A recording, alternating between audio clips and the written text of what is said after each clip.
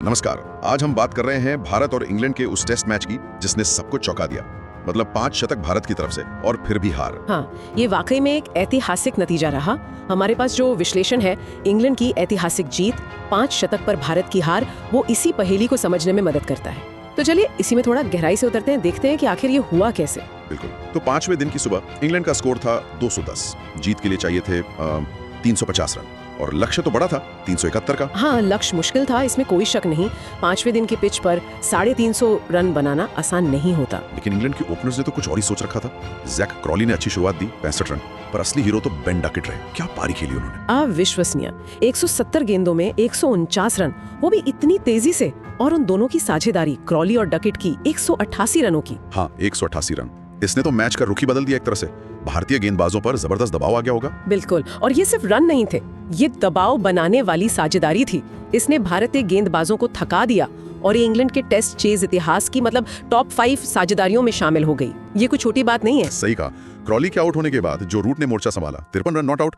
और फिर Jamie Smith पहला मैच खेल रहे थे वो। हाँ, डेब्यू मैच। और क्या फिनिशिंग टच दिया। 44 गेंदों पे 44 नॉट आउट और वो विनिंग 6। वाह। तो इंग्लैंड ने 3725 बनाकर मैच 5 विकेट से जीत लिया। ये इंग्लैंड का दूसरा सबसे सफल रन चेज भी बन गया। हाँ, इंग्लैंड के नजरिए से देखें तो ये एक शानदार यादगार जीत है, लेकिन कहानी का दूसरा पहलू जो भारत से जुड़ा है, वो शायद ज्यादा हैरान करने वाला है। वही 5 शतक वाली बात। मतलब टेस्ट क्रिकेट में ऐसा पहले कभी हुआ है क्या कि टीम 5 सेंचुरी मारे और हार जाए? नहीं, जहां तक रिकॉर्ड्स बताते हैं, ऐसा टेस्ट इतिहास में कभी नहीं हुआ। ये पहली बार था। 5 शतक एक ही मैच में और नतीजा हार।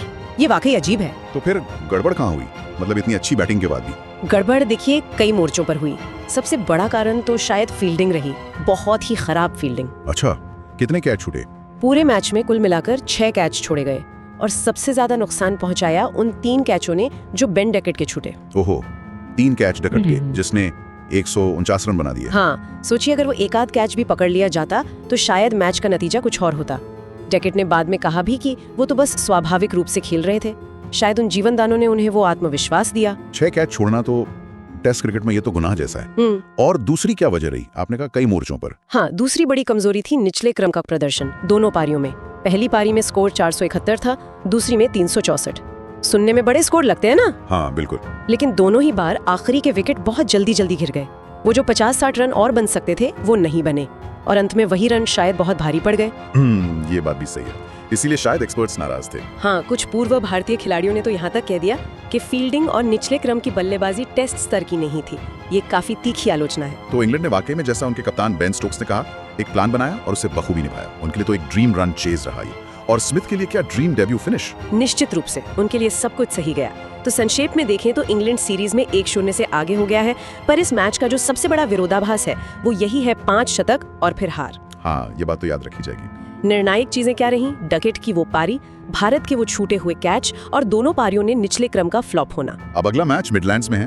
भारत के लिए वापसी करना आसान नहीं होगा। जाहिर है उन्हें अपनी गेंदबाजी की रणनीति और खासकर फील्डिंग पर बहुत काम करना होगा। हाँ, फील्डिंग स्टैंडर्ड्स तो उठाने ही होंगे। सवाल यही है कि क्या टीम इस मनोवैज्ञानिक झटके से उभर पाएगी? क्या जो बड़े नाम हैं जैसे केएल राहुल, पंत, बुमराह, जिनका जिक्र स्रोत में भी है, वो टीम को वापस ट्रैक पर ला पाएंगे? ये देखने वाली बात होगी। और एक आखिरी सवाल जो ये मैच छोड़ जाता है वो ये कि क्या अब टेस्ट क्रिकेट में रन चेस का तरीका बदल रहा है? क्या कोई भी लक्ष्य अब सेफ नहीं है और दबाव में फील्डिंग कितनी जरूरी हो गई है? या ये भी कि कोई टीम आंकड़ों के हिसाब से इतनी अजीब हार से मानसिक तौर पर कैसे उभरती है? बिल्कुल, ये सवाल अगले मैच तक तो जरूर चलते रहेंगे। निश्चित रूप से। चलिए आज के लिए इतना ही। इस दिलचस्प विश्लेषण के लिए शुक्रिया। शुक्रिया।